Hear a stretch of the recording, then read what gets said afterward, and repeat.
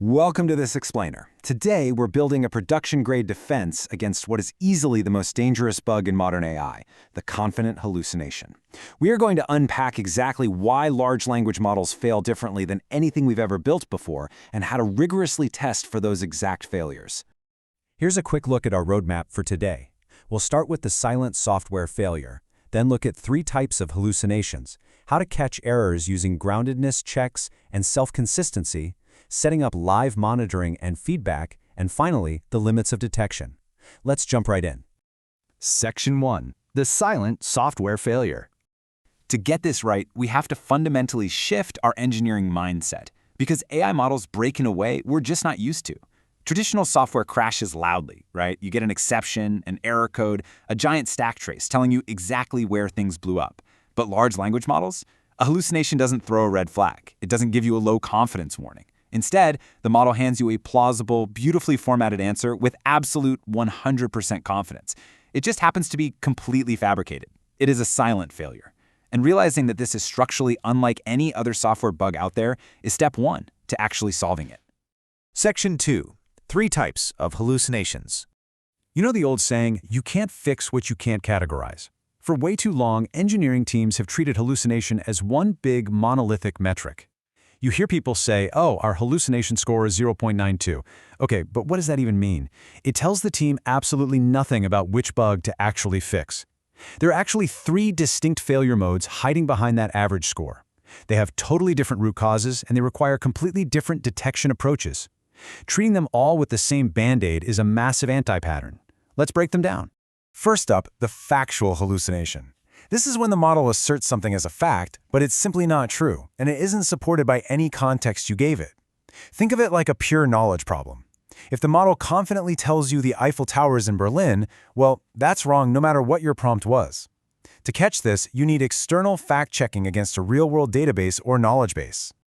Next is the attribution hallucination. This one is incredibly tricky. It happens when the model cites a source to back up a claim, but that claim isn't actually in the source at all. Imagine an AI legal assistant handing you a perfectly formatted citation for a court case, but that case literally does not exist. We've all seen the news headlines about lawyers submitting fake AI-generated cases to federal judges, right? That is an attribution hallucination in the wild. Or maybe the case is real, but the reasoning is totally disconnected from what the source actually says. Catching this takes a strict citation and resolvability check. And third, we have the instruction following failure. This is when the model just completely ignores a constraint you've laid out in the system prompt, and it doesn't give you any heads up that it failed to comply. Let's say you ask for a strict JSON format, a specific word count limit, or you give it a strict company policy document to follow, and the model just bypasses it entirely. Listen, even if the output is technically a true statement in the real world, if it violates your system scope or ignores your constraints, it is a dangerous hallucination for your specific application. Section 3. Catching errors with groundedness checks. Okay, so now that we have our taxonomy, let's look at how to actually build the automated nets to catch these factual and attribution errors before they ever reach your users.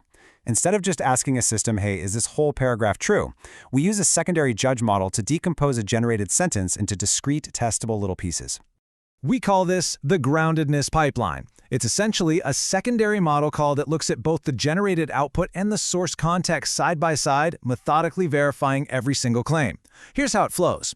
First, it extracts atomic claims from the text using entity recognition.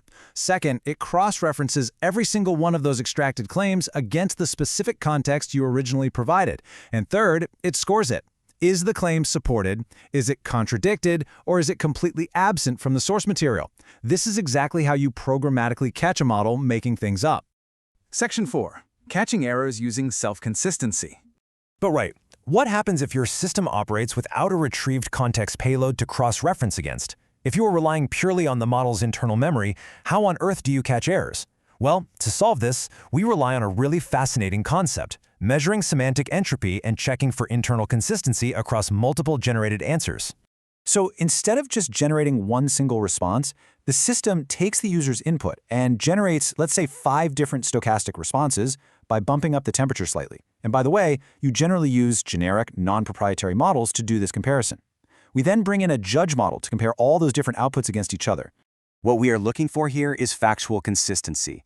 If a specific factual claim pops up in only one out of those 5 samples, that high uncertainty, that semantic entropy, is a massive red flag.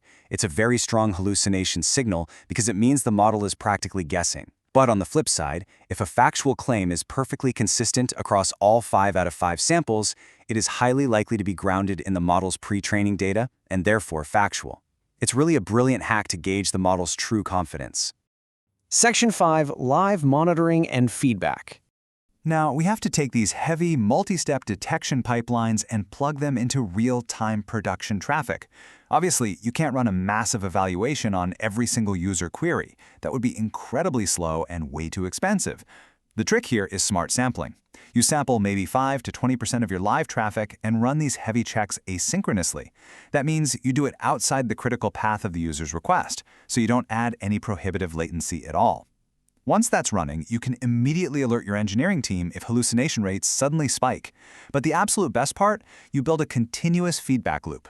Whenever the system catches a hallucinated trace in production, it automatically routes that specific error right back into your evaluation dataset for future regression runs. Your test suite literally gets smarter and more comprehensive every single time the model messes up in the real world. Section 6, The Limits of Detection. All right, as we build these massive defense-in-depth pipelines, we need a quick reality check. We have to be rigorously honest about the ceiling of automated evaluation in enterprise systems. Because of the mathematical nature of how large language models compress and predict data, they will always inherently hallucinate. That means achieving 0 false negatives at production scale is quite literally impossible. Some errors are always going to slip through, so you have to frame your automated monitoring as a signal and improve loop, a way to catch drift and reduce errors over time, but never ever treat it as a flawless guarantee of correctness. And this is exactly why human-in-the-loop checkpoints remain absolutely necessary. If you have an AI agent about to execute a major financial transaction, update a core system of record, or send out a binding legal contract, the consequence of a hallucination is just too costly to reverse. You use automation to operate at scale, for sure, but you have to insert manual, human-in-the-loop checkpoints right at those exact moments where the cost of being wrong is simply unacceptable. So there you have it. Stop treating hallucination as one bug, start testing it as 3, and build those asynchronous loops to catch it. Thanks for learning with me in this explainer, but before you go, I want to leave you with a thought. We've absolutely tackled quality monitoring today, but deploying these massive multi-model defense pipelines at scale is going to rapidly drain your resources if you aren't careful. So, what happens when your token budget becomes just as operationally critical as your quality metrics? We will dive into cost monitoring in the next explainer. See you then.